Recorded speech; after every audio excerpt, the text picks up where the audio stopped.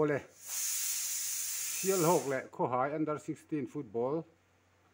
final tuna hian khel turin field an lut meka final theng tur hian sial hok hian team li an hne to tu nia khel nga na tur ani avoi khatna na East Lungdar 2-0 in an hne a ti chuan avoi ni na cherhlun an beile a cherhlun nen hen in hne tok takin sial hok hian chakna an la le a chumi zo chuan vanlai phai an khel le a vanlai phai khopui na nen in beitok khop maya in beitok takin sial hok khopui hian chakna ala le a ti chuan semi final an luta semi final a chuan biate ne na in beile a sial hok under 16 team te hi an kheli a thaem em maya game sang to la an tha to lani ti chuan biate GSA team under 16 team te hi 5-2 in an hne le a an game sang to lani ti chuan tuna hian final kan thlir don nani sial hok under 16 team te hi manager hi lal luaya luaite tin kan ko thing ti chuan sial hok under 16 team te hi training an sar luaite hian hrual na ve em maya ti chuan kho hai lampang a ro hi chu kan ma se chiang chia lo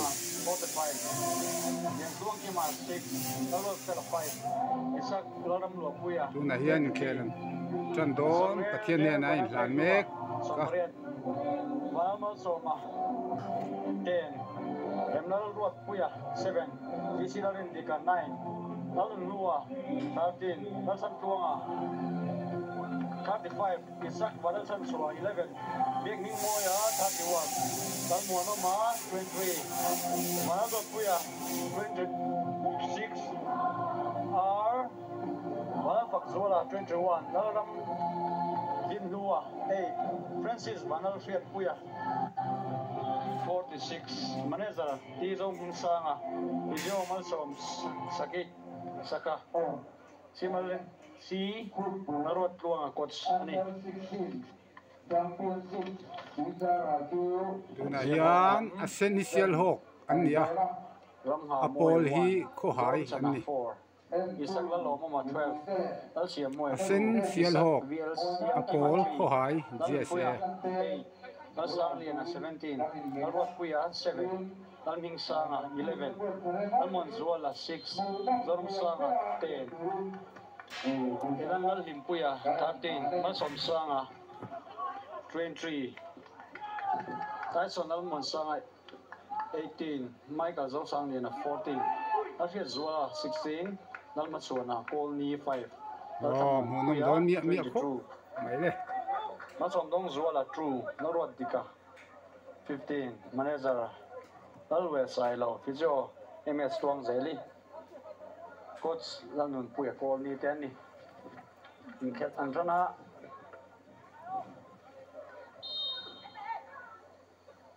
ko haila min free kick kampeta anwan di gol tem khatsu a gol te ule maya sialo goli khanan man pe kheta sial hockey parin ma sila rang deuin an man zui le a gol lo ta sam a poli kho hai ko haila a sen sialo GSA sial hockey min lo chua ko haila min an lor pheya amma ro chu bol la thalawa ko hai defender in pet chuak khop maya sial hok kiparin lo mana sialo keeper hi nga moya puro chungnunga fapa ania a thave khop maya tin narva se nei mi lo sial hok la min ni na lang changa pet pheya amma ro chu hai la men lo ti boya ko hai bokan ding chang le ria ko hai la min nor pheya anlan nor zela sial hok nan fall tat mai free kick ko hai la min an hota am free kick kho hai lam free kick mu na hi a tha khop maya goal maut ania an chui lu theng em hei ai chance tha hi chu wang khopang free kick mu na ta na chuan du thu sam lai takan muwa goal an chan tir theng em nga moi po tang tau tau khop mai lo hoi vela an ren fela ni asem le zo to mai the gol ma saber kan mudonem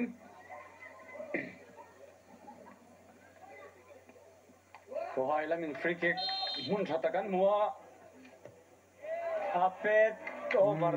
over tatlat mai kan boina ding la ve kha chu in khel antana serok lam an bet sheta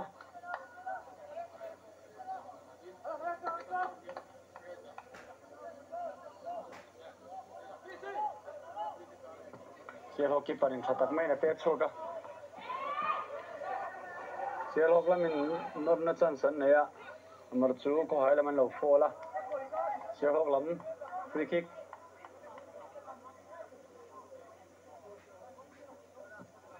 serok lam in free kick kan muwa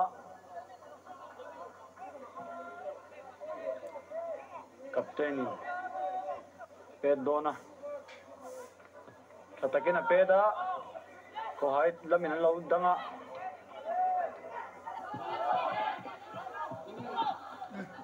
ko hai lamin nora selo defender ten cheswala selo an cheswal tat amra chu ko hai lamin domin an pet thebik lova selo laman fall lat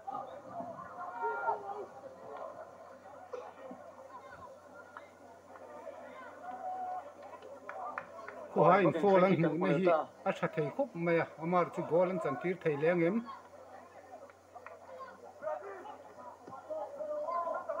free kick mu na chua na tan chuan du thu sam tiam ngai a hian hei a zone in voi nen muwa goal an chan tir theng em selo ki parin uluk takin an din tira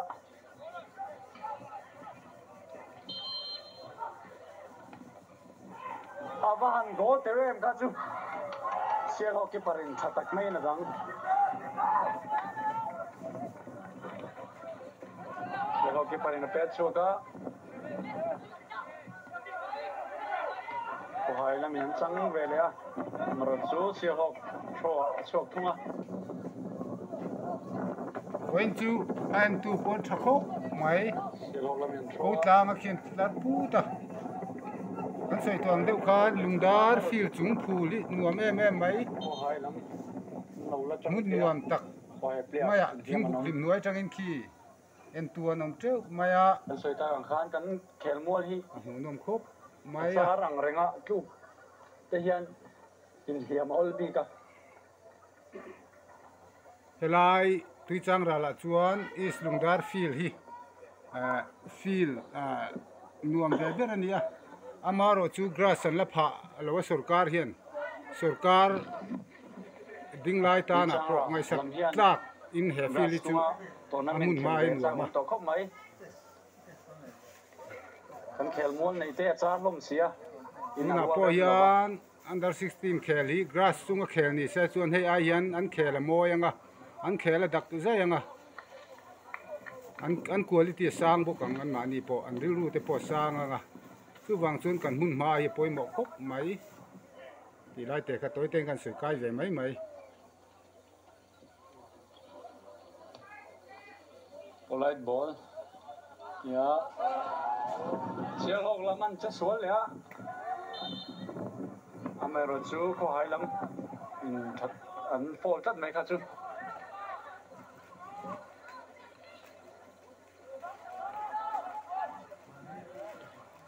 alaya sial hok in ball an changa amero chu ko hai lamin anan chu saka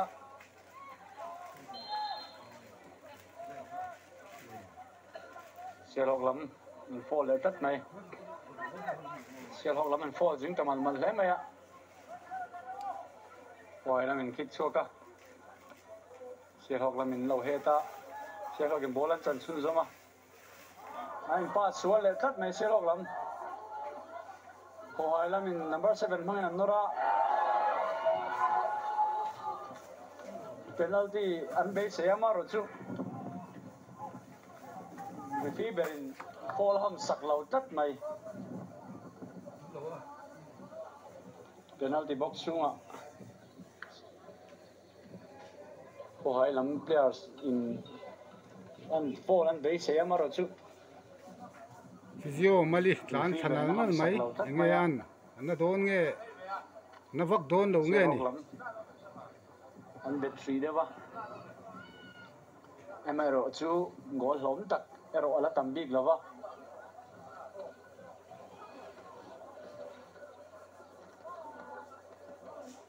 tuna tak chon ni doi ria in kheltan po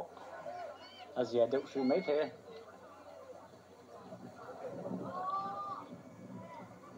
tuna hian goal an lain pelo ve ve ani thâu về lại ta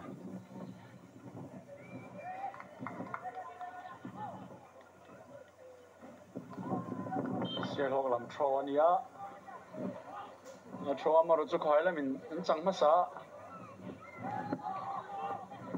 đuông cái này là throw cái big lâu à khỏi làm throw ani xe hok defender in nát tắc mấy cái pet cho cả mà rồi chú thui lâu ani sang à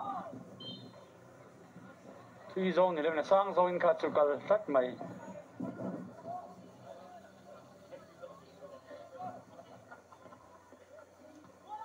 có hai làm bốc game ball anh chẳng chun zoom lẽ thằng làm apa pe cái pe ta tu mà rồi pe thủ lâu xe hoặc làm anh chẳng về tu mà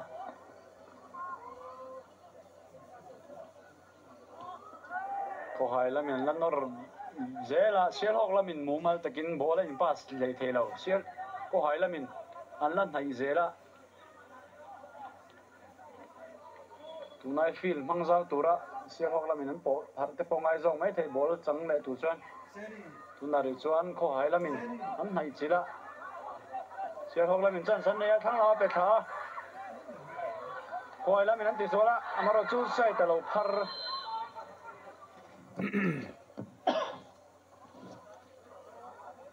đi tí là mình lâu anh vậy kể lâu làm lâu nông khốp mày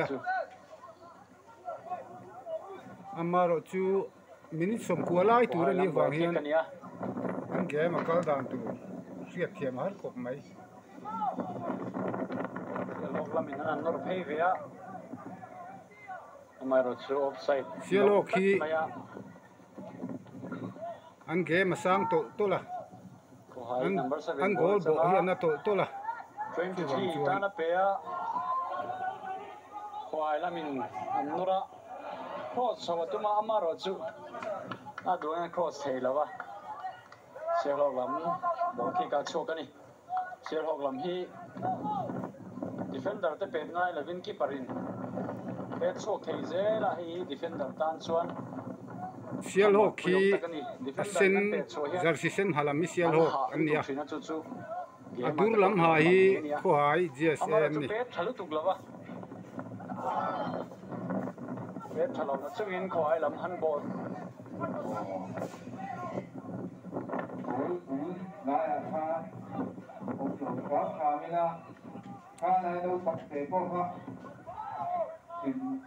final theng turian sial ho kal kong hi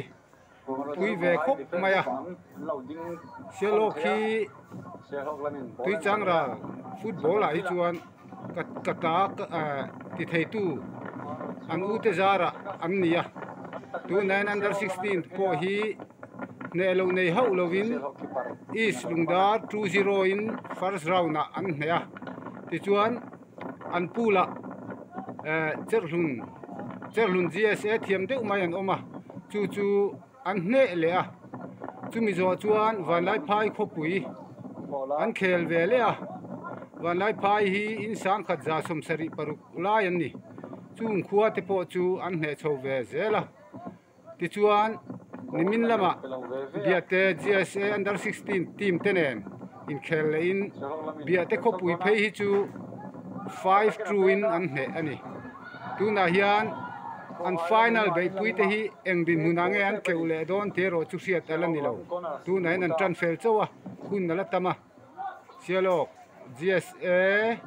under 16 team te hi manager hilwai te ania tin coach hi nuna ani tatakina pe chawa amai ro chu no pola player se anan namdeva ko hailam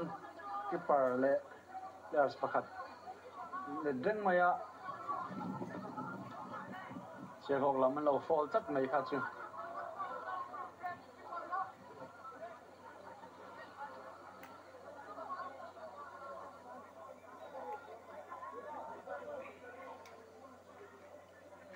ngàn thâu về lại mấy yang tụ lại ngay yang tụi năng khel to chuan kho hai lamin nor na jok sheta ball chang tam sheta Sherlock lam mero aran siam tha chau zel ni na langa nor pheya corner ten muwa amaro chu goal an la chan tir thei big lawa goal an la in pelo ve ve ani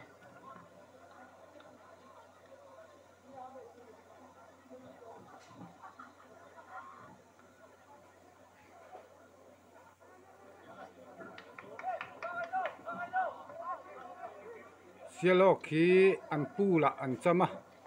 an pu la hian team thatak mai is lungdar team le cherhlum team an tela chung zinga chuan champion ni na hla in quarter final a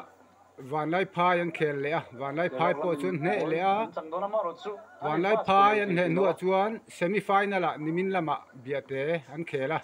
biate phei chu 5-2 in an hne ani tuna hian final an khel me ka ing din munangen ke ulu leng ti hi riat ani lawa ni hi coach le manager te na du to kan hrual an ni ve a mi khua lam ero hi chu kan va thepha kho hai lam din mun ero chu kan thepha ve lawa kha kha Sherlock din mun ani corner post bola throw an muwa hai goal la malom zela Sherlock lamin suta amara chu a sut thatok lo kha chu a dong na pet big che lo nin lang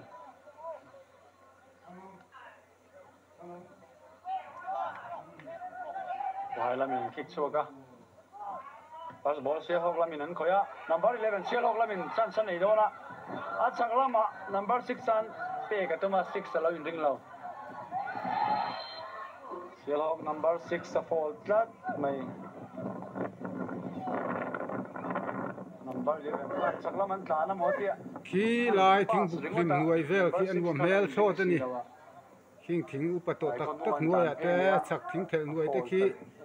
nuam em mai ni tlang dung chau khi lai khian nuam em mai king lai tlang khi khian thu bok thua king lai mun kin nuam tak ani mizoram mun nuam pol phul nuam mun na soi kai pol ani lai mun khi nuam tak ani khoi lam handball Sherlock lamin free kick an huveta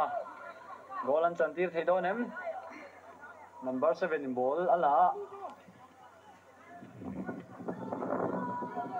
Sherlock free kick game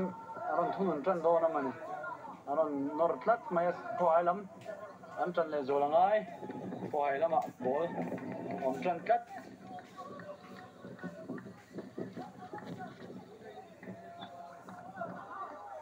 Sherlock number 7 free kick a pet don a pet hello pet over le tat kha chu pet sang lu tuk ta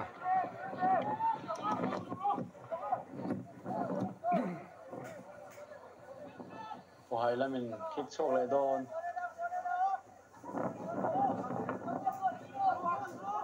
kick thalawa Sherlock throw ani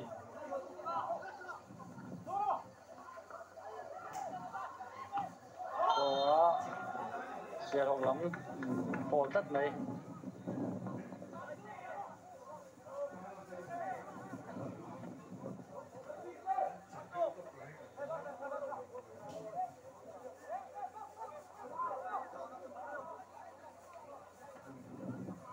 Hoài là mình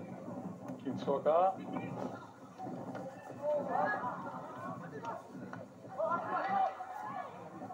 sẽ học là mình ăn chân xuống mà thân lu ta mà rồi chú có hai cái partan mình muốn tóc về lên xem sao cái này có hai cái parin ít số cả sẽ học là mình first ball ăn là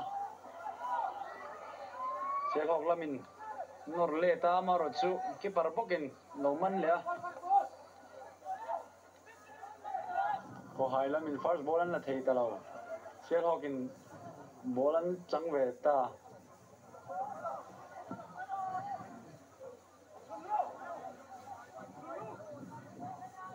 có hai làm throw phải á sẽ học là mình ball ăn chân xuống mà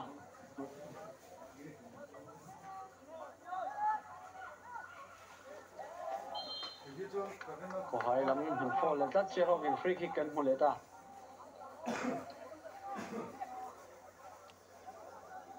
khi lại phun mun về cái nuông đục đục khô máy sẽ là cái free kick nuông anh kinh nghiệm ball xiêm đón ta cái là pet phải á offside the partat offside rất mày khá chú sẽ học là mình goal ăn thua nào mà rồi chú offside thì chân thì goal mới khóc mày mà sẽ offside tên sẽ lo khi mặc tất mày nha goal bula hiện anh lom chắc dễ là chú first ball sẽ học là mình chẳng đều ta dễ mày à có hai lắm vì là mà rồi kêu Travis wa kêu đây tụi là sẽ học là mình ball ăn sang tâm tát mày có hai lắm te anh xem chặt lệ zual ngay này có hai lắm mình chẳng á anh thôn lu đô nó sẽ học defender anh lâu head show cả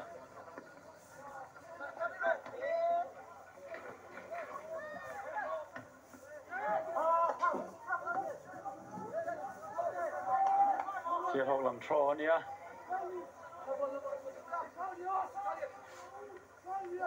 Liar stay anh ấy nổi đẹp à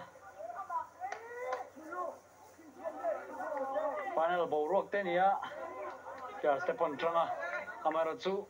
khel hun chung ala rei do na bang player se anh in zoom thấy chung ai khop mai Sierra defender ne pe thela amaro chu a thian pai na lo chan dam tat mai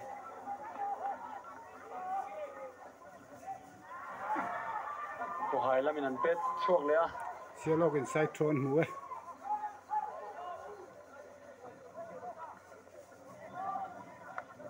ko hai lam throw goal han la thun thei ri lawa ai norton riau thina amaro chu goal lom takero an la nei thei lawa ni Alaya Sierra kin ball an changa pelu ta number 11 tan thangla maron pe thale amaro chu a thian ten no lowa kho hai lamin la ve thunga kho hai lamin no na chan san ne amaro chu ball a khoi sual tlat mai amaro chu kho hai lam throw ane ta thove throw number 9 amaro chu Sierra defender loadinga number 4 kho hai lam throw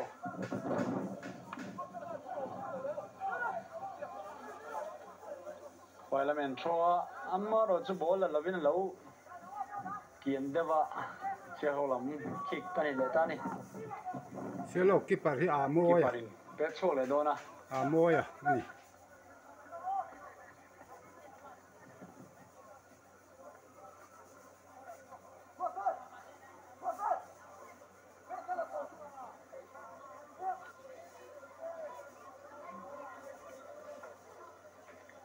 Sierra keeper in Tratak main, Pedpea. Ko hai lam, no fall, tat may. Sierra lam in free kick, Ped Ledoni.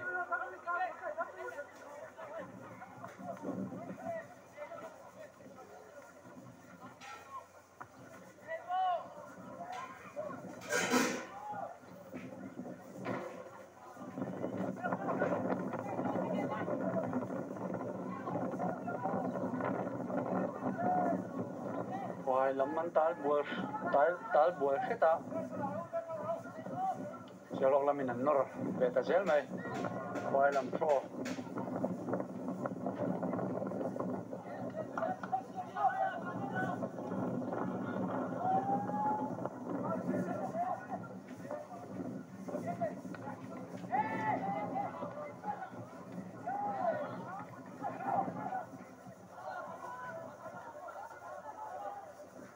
Sherlock lam in bola chan sun som zela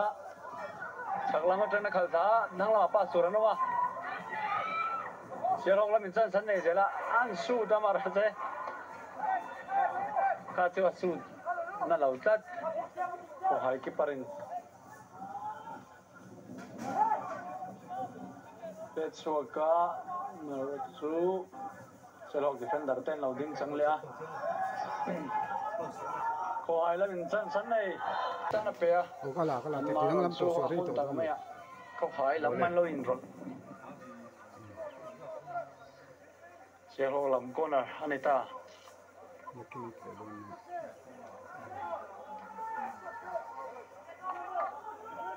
Sherlock in goal là anh hùa Sherlock lam in corner goal anh chân tiêu thế em Sherlock in goal anh thun chuan anh tha lấy rô rùa lần này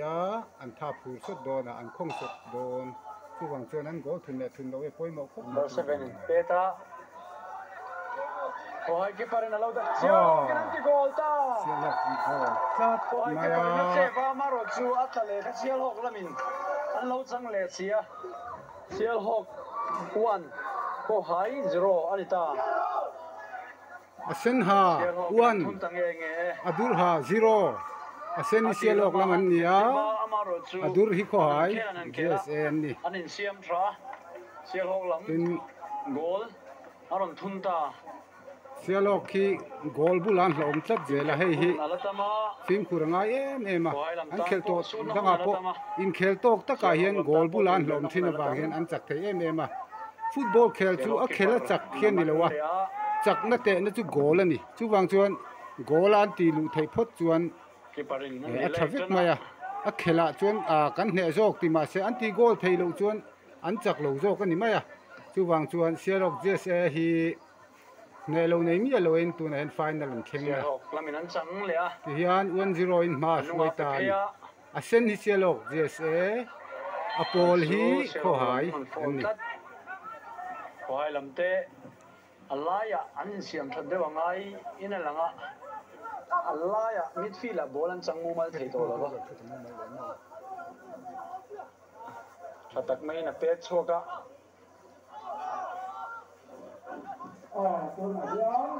Kohai lamin nor thei na hun chang ne maro chu Sherlock in an chu saka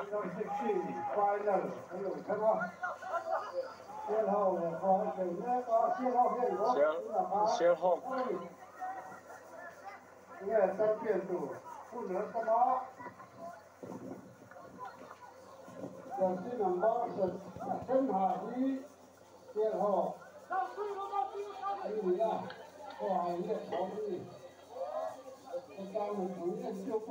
Kohai lamin an nor ve zela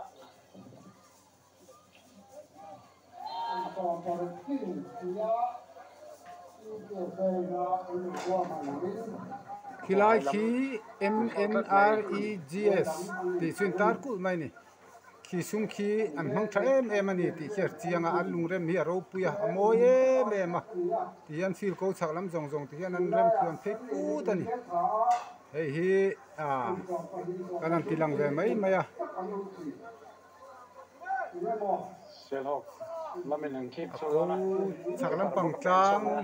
thing nuaya phul ruam em mai te oma khing lai khi zo ram hun ruam po la soi te zinga mi ania kanan tilang lok ani Sherlock lamin an pet phea Sherlock in nor na chan san ne maro chu Kohai lamin ko la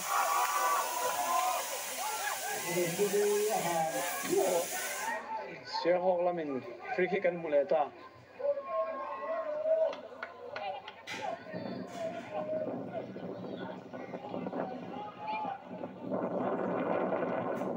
video mali atlan nu le ta na lu tuk tu rai ngai lo ang an vial deu nang nang ma sen ku mal na wa an thale mai zel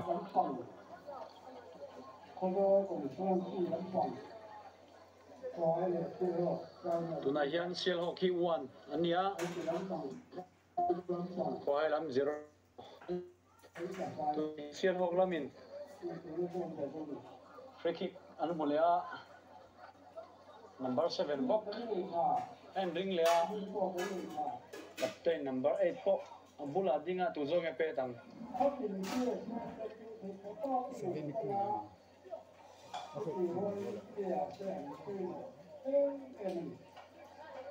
sial hok lamin free kick an mu number 7 and ringa ma goal ni na kan mu do nem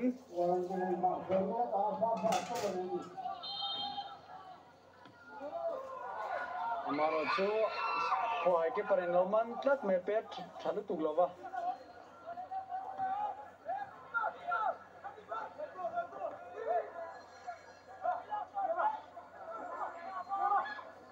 khoi lamin non na chan san nei vea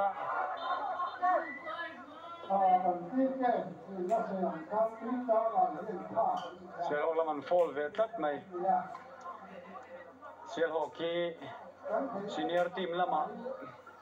tui chang ral rawan rel meka tui chang ral mai lo zoram pum hua pa po team tha ani tian nan tir meka tuna tui chang ral under 16 na chak zok ni na an na chang mek boka an champion ani chuan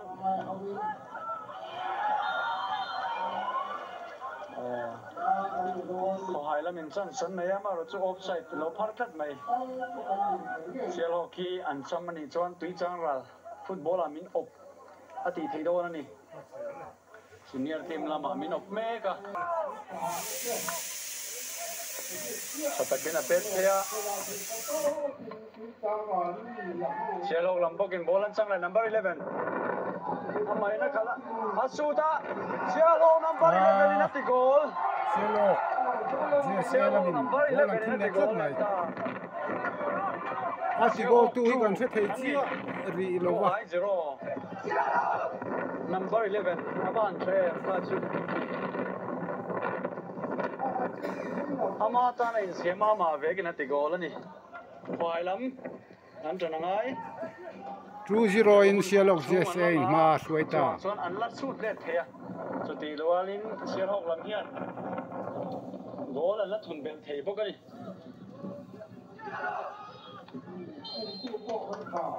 khoi lam in bulan tran le a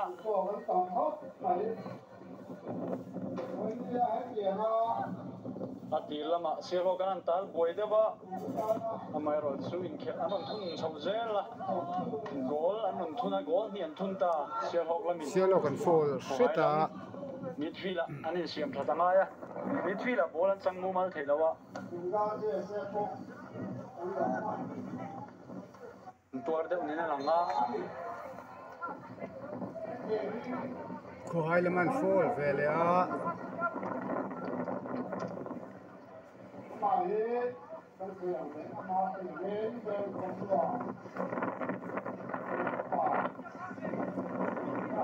Selo lamin free kick kan buwa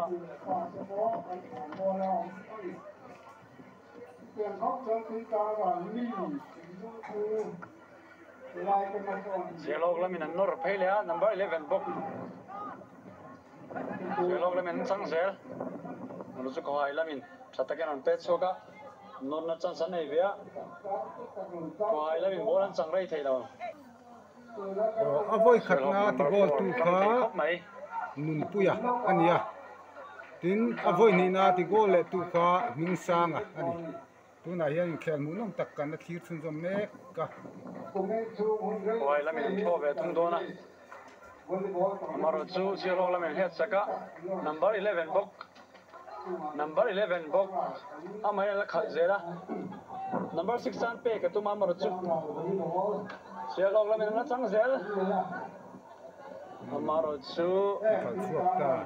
Selo kian game control tran ta thet maya hai defender tan lo ti boya tuna takhian sar luai te thin de chak om hle mai eng tin nge phut a phurang nge niang a phumuang ang amar han khoi sak te po chak om alom lu tuk khan amar te po khoi dang lam vek thei buk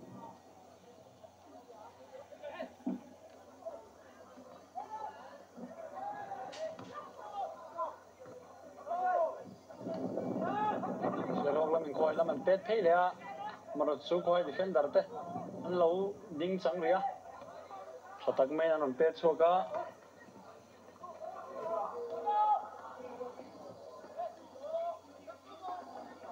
có hai lắm anh mất một lúc tục đâu nghe nè anh em pass số lên chứ na sẽ học là mình anh nó pay lẽ number 6 thằng nào pass số nó mà amma rồi tôi đủ cho mình pass rồi ba có hai defender là mình anh lâu hết xua cả coi là mình chẳng về gì đó rồi tôi xíu cái anh xuống sạc lệ coi là mình chẳng về lệ coi anh chẳng xuống sao mà amma rồi chúng đi bọn chẳng về thấy bị lo coi là mình first half to trepa tuna hian sialok GSA hianin 2-0 in ma hruai có hai làm thua sẽ học làm thua anh đi first half zo trep referee pon sana en vat to mai zo trep ani tuna hian 2-0 in sialok khopuin ma hruai first half zo ve Azova ole tuna hian second half phần trận đồn net attack to lo wang na lo ke le man khi lai trang te kilo khi ra trang khi ngan mang an yo ne man khi lai trang khi second half phần trận ta second half phần trận le ta sialok GSA hi nel lo nei ni lo final lu an ya ti chuan kan na la hi ni ron sa le deu leka ten ha me ya ola tang mi lo ti sa tuna hian 2-0 in man hruaya sen hi sialok GSA ta chawani adur hi khoi GSA ani helai hian comment po hian tong sual le ol khopa kan kho tong ai chuan a pol hi kan nei kan mang tlema king khia dur Varsi ke dur yang tisin. Tu bang sialok do wingaron komendon adur ani. sialok lam bogin norna chan san ne mar chu khoi lam anh ke choka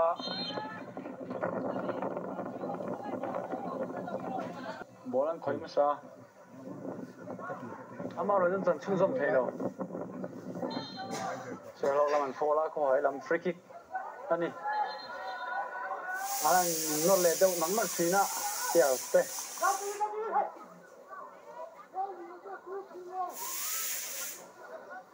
có hai làm po anh phim của dễ là lăng ai à có lũ chuông ha de wi chen hai nor nak nak ya ola amaro chu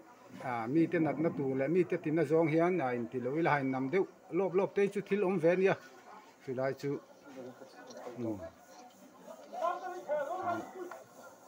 anh mua nôm khốp máy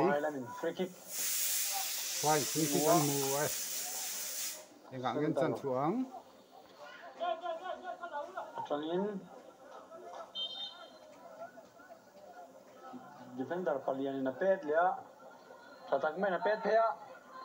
amaro sial hok lam alin rola sial hok lam bolan chan chung zama number 7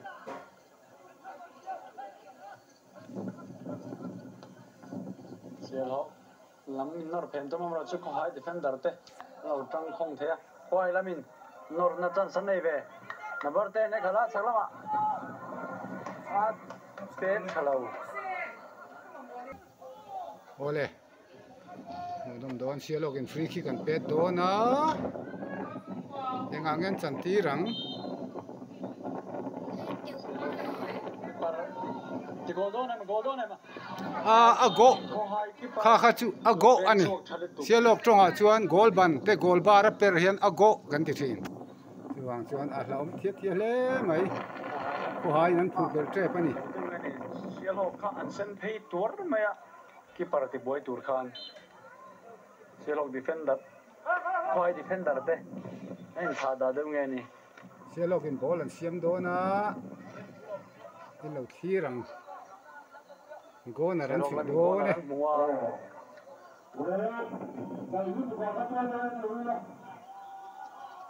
Posta gole donem san ai avan vor zong in an tau ta tlat mai kha chu fu ta lo Kinga choke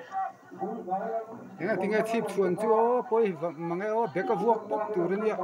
a chip chuan zong in an che a go lan chan tir ta lo choka Wai la minan chan chung zoma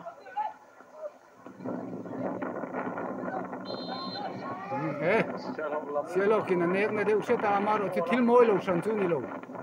in nek kha chu da na ni kut thoi mo ke thoi mo hi chi lo in nek te hi chu a chak lo zo hi chon len deu dar chu mi chu om lo thei lo football a chun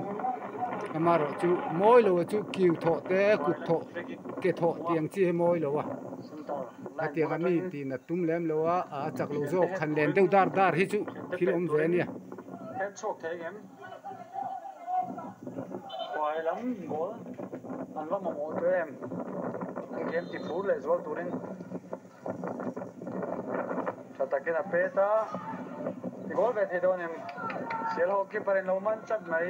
nga moi man chat mai a nga moi hi keeper lam tan time delay huna pathiam view don nge ni ani hi training senior goalie te thak tu ra sialok je sei na cher chu mek ten nia tuna hian sialok under 16 te hi an u ten an thira an u te hi central way me huai hot LBS inter branch football tournament a chuak turin a in buat sai meka chungin buat sai mek te po chun voin hian an thlir thap ani heng hi an thachang dol tu te an nia an travel reulom me mani hey number 10 hi zoram sang hi apalian lo na football ai chun apalian riawa atak sai ro chu te a football le thiam me mani under 16 team mania an training na kan lu chin ni po khan zoram sang ai chun ball an sep lo lawa ball khoi te na la thiama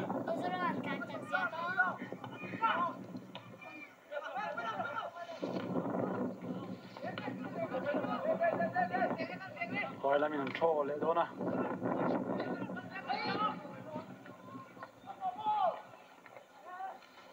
Wai la min an nor phaya sialok in ball an chang le a nge zoram sang an siama an phei ma ro chu ball a out look sialok lam tho nia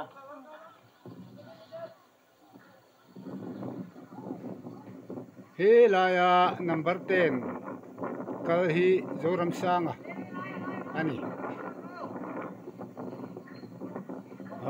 lam tho nani zela ko haila men an lo head out le a sialok in tho le don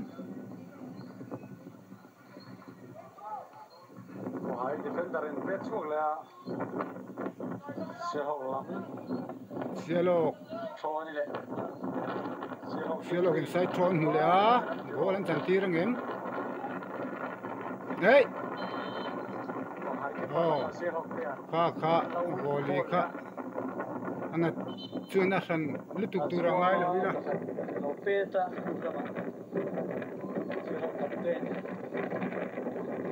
ko ai lam physio tlan lu ui te a kuthuan ten thet te le eng mo hian hal le mai se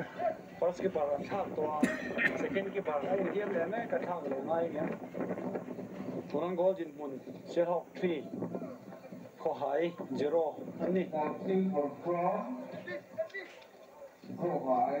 ko hai 23 achoka 23 aluta 23 out 20 in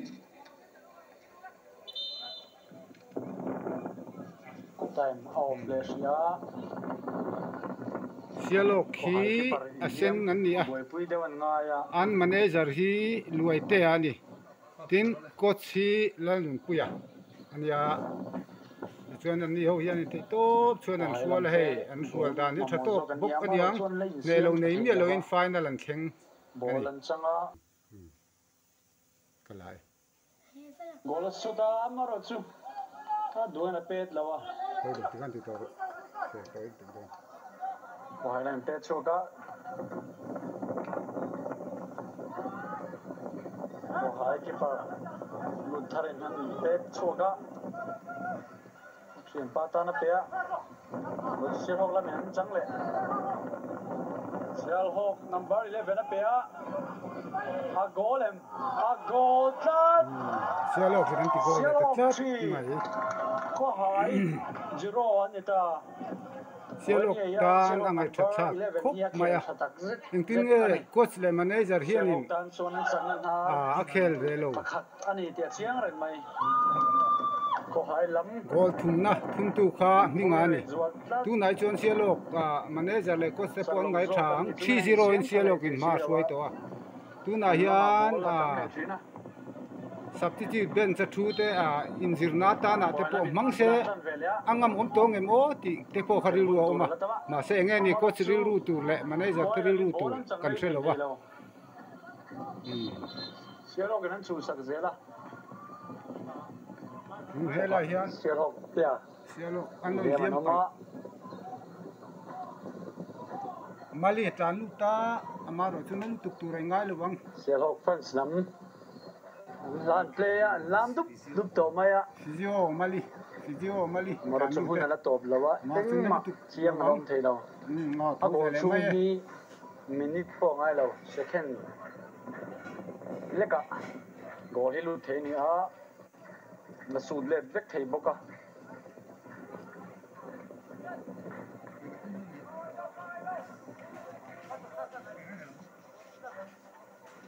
Sialok 3 mali hi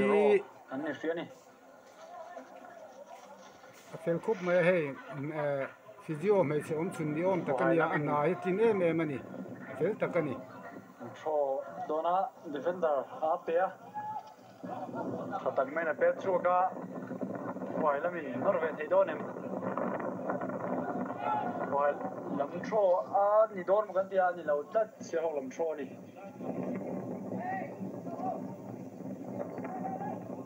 sialok lam tro a wai lam an nor zela amaro chu palna deule ka wai lam goal kick ania wai lam second half ren siam chadona kan ai line an bet zo kan tang la si tat maya 3-0 in sialok GSA ma suaya ni hi sialok lam in first ball an khoya mar an sa loite tele thanwa ma pe tha sagla pe chawa punun pu te na to kan sualan ni a an thave far khop maya ngai lo nei mi lo in final hen lu ta an khel nga na ania khel khatna hian team tha an pu la hian team tha tak mai pahnian oma East Lungdar le cher lunan nia avoi khatna na East Lungdar an khela 2-0 in an chaka avoi ni na hian cher lun le nan khel le a ain be tok em em a ball position a phei chon cher lun hian thama ma mai o mangai o ti turan ni lai khan an ti goal thei big si lo wangin a topa chuan sialok GSA hian an keu le ta chaknan la le ta ni ti chuan chumi zo chuan van lai phai in sang khat za som sari paruk lai sialok let lai tam te kha kanan be le a ti chuan football nei tu kan ni e an tia anai kholian zo kan le ta tam ko kha an han keu bet le a ti chuan sakna an han la le ta sama ti chuan semi final a an in hlang kai ta semi final a hian biate GSA under 16 ne na isu le a heta phei chuan an game asanga sialok kian khel a thazuala ti chuan 5-2 in biate GSA hi an hne le ta ni ti chuan final hi ai hlang kai ta ni chu final an lu na kal kong ani a sen hi sialok GSA adur hi khohai GSA ni khi lai thing bu vim te khian lang chiang thei se chon a mel thadeu han focus te hi chak oma maro chu signal te chak tok lo kan man ruwa chang kan tok lo wangin ti thei lo tam taka oma nang ni ai ma khan kan rual ot ti kha min lo siat sak ula fia fai te wa ti thei hun te nula mel tha te an lo lan thei na hu tur hun hi chu rem chang alo manga oh zoram sang an bol thu e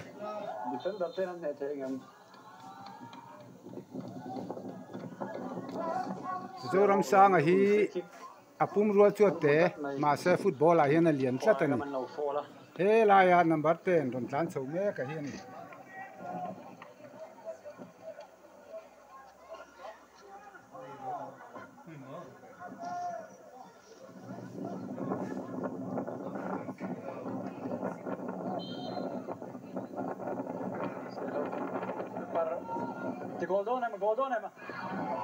oh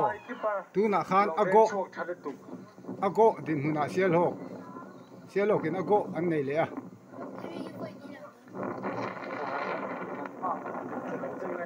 sial hok kha an sen phei tur maya keeper ti boy tur khan sial hok defender hai defender palian bokin pe gol le dona pe le dona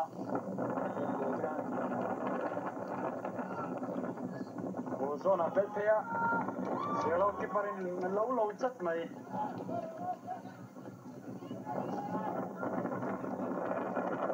pe chuga nor na chan san ya number 10 a pet goal on him hey zoram sangan goal su ta chu a peter ting a kha le lama an thun ta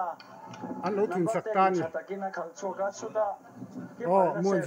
muan zualan na lo zoram sang a pet per goal in man ting kha muan zualan na lo ti goal le ta ni muan zuala hi a goal ruk thun na ani to mai thei kan chiang chia lo na in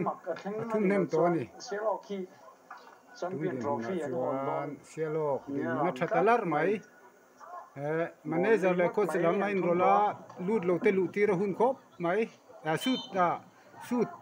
senchi po ani talo 4-0 in ma suai ta ni ti chuan tu na hian is lungdar lam hi atoyom tu ten tha VC terekate le ruatate tin secretary lui puzon tuang ate ho te an kal ani kal hian thakop maya kan se seng lova lo peta hoila mi bolan chang ve oi nei khet sial ho la men su sak le nakina kan line chun jom zelanga tuna hian sial ho 4 ko hai 0 an 4-0 in ma suai zel ko hai 0 ve ni sial ho kian sial ho la min free kick kan hulia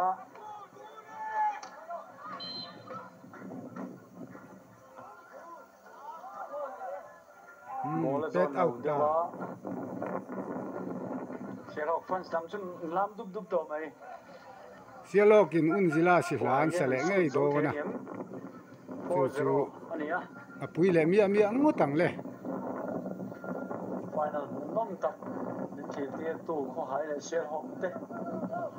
an chuang kan valo me an thatak me pe chuka ko hai bokin fast ball an la le an chan chu zama sialok la men chan san nei le an ti go don em va pui mi vele number 10 in la amor thei don em khoi gol bula bokalom sialok kenan chan chu zama gola su don nge amaro chu sialok bokin la chang zel number 10 sialok number 10 zoram sangan bol aron siam chu amaro chu gola zone lo aron siam thabia wa ma chile ti fu sen kha ni lo wa gol tari lo ni e minute som sari paruk ai to una la tama gol hun chung rei lo ko hai tan gol chung lom thu kan soya loman sem te po ganat je to ra ngai la o dik don buổi dấu cái mình Top lo na chu minute ten ten ito. còn đây Khoai lang an tho do na an tho do na top mai ngem refin sana en to o sial ho an cham ta puna to pa sial ho in 4-0 in Wichang Ral football under 16 Sialo Kopuin unzila silan sale theta tuna yan 4-0 in ma suaita ni champion bua sial team te kan lom puya di rolen chang zo de lo ko hai te kan ui pui tak zek zek ani pura sial fan sama Sialo fans ania amaro chat sena salut tupa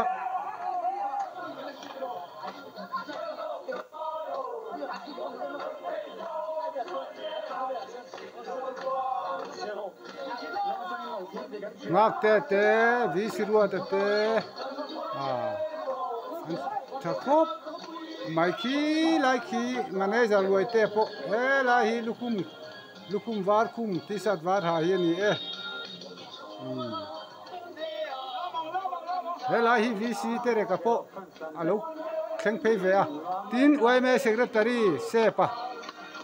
tin pulal hun lian te punun puya muan te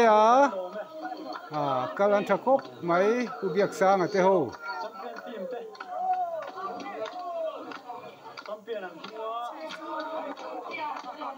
oh keeper thatak mai nga moya keeper Cielo players te under 16 player te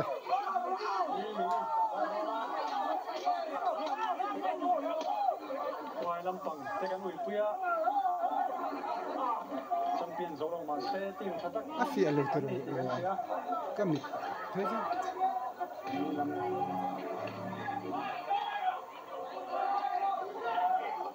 Cielo Kopui thùng vuta hết tiền din munai cho nó chak lo lam ni hi chu a hreom khop maya Mizoram Inter Village Football Tournament thatak kan ni khan final kan lut ve 16 team semi final kan han chak chu kan lo ma kan lam na sakhop maya pulal ki ma ko zola khian dil kon ho kan lam hut maya final kan han luta final kan han khela pani na lo man kan han dong khachu kan tha na niang pulal India phei che tong ri chuak zo lo chu tiang khop chuan kan ko chunga khana ta ni veni po hian champion lom man chu alom om dan chu dang takani rilwa champion be sei phak lo kan nget ruk si kha ania velian chu lom man hu taka chu kan dong ta ani sialo khopui an yom khop maya champion team te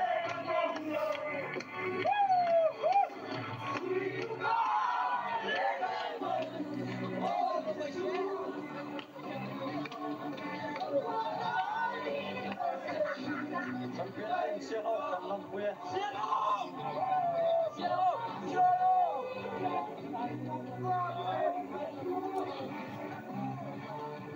an physio mali mai tuam te po phel ve don ta niang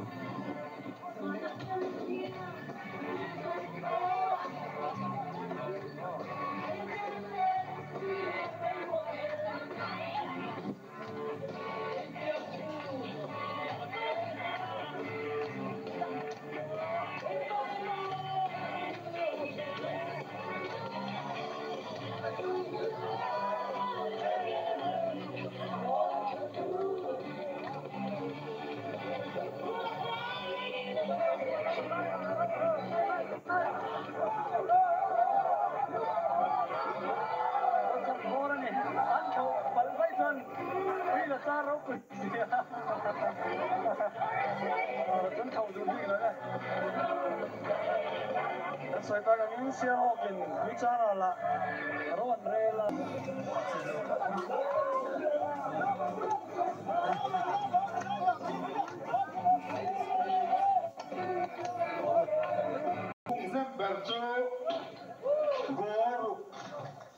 NATO. Jersey number 6. Sierra Hawk player. Lone Suara Adi. Lelo man Vincent Saturin Kuba Kalmoya. Top scorer, Kunaran Soldona, jersey number 6.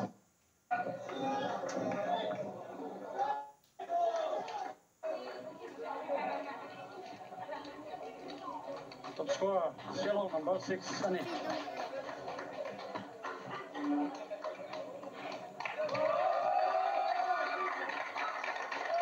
Best player Roman Vincent Saturin Pusilan Kana. Senior player Sensome.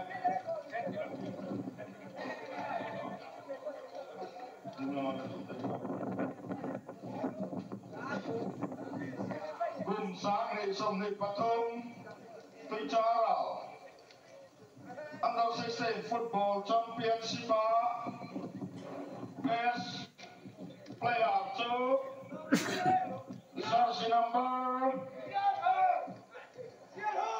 11 Sierra Hawk Ang Hingsangan best player Loman ala ta lau mai le alo mom chin le mai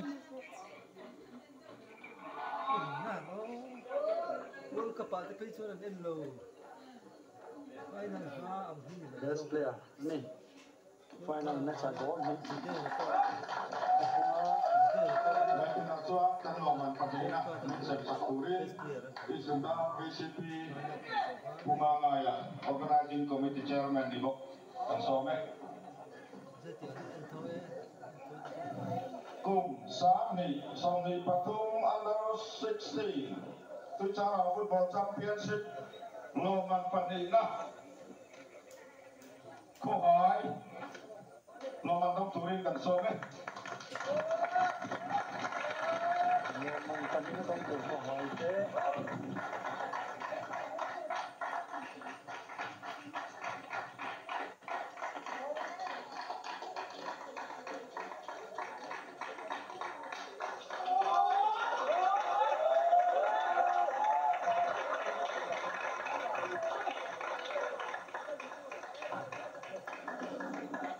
Cùng sáng lịch sông thị Pali Patian in Ramati Chuan Senior Women and Men Volleyball and Football Championship Buat Saila Turania Sponsor Tupo Zon Bu Mekkania Poisanay na Turin Tunayan Na Tomek Anito Boka Chunglam in Ramati Chuan Muan Senga Kua Zong Zongte Ronkal Turin Kanin Som Tarle Ani Kan Chief Guest Purawenga Kan Some Cùng sáng đi Som Nile Patung Tuy Charao Under 16 Football Championship Champion Team Sierra Hawk Loman Đông Turin Kan Some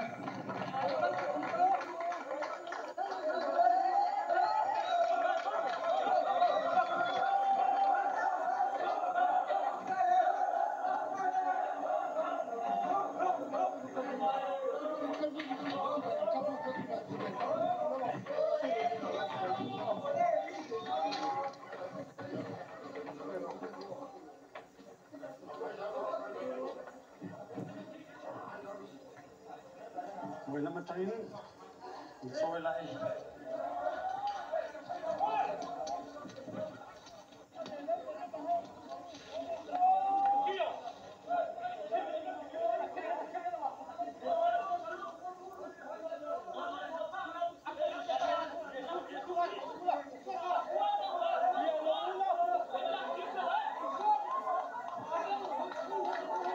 Còn soi được nghe được cái này làm thế về đâu nó làm soi cần riêng ô đấy soi đâu này siêu cái cần lòng khui thật mèo mèo anh này siêu GSA Under 16 team thế của GSA Under 16 team thế organizing boarding Long Khui là một đúng tất cả mà in thần thế nào đủ sắp đặt chỉ vậy cần buộc cho cần thua liền đắm tất cả chúng tất cả Republic ai punya ada territory đủ sắp đặt trong làm thua tất cả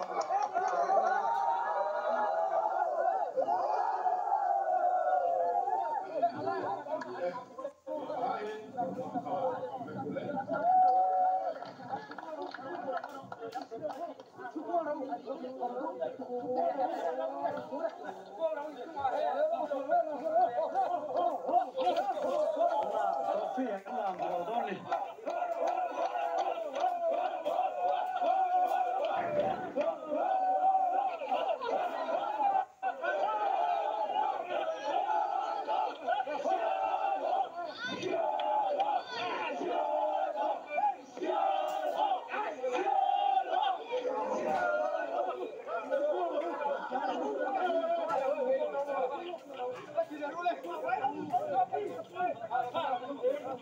go.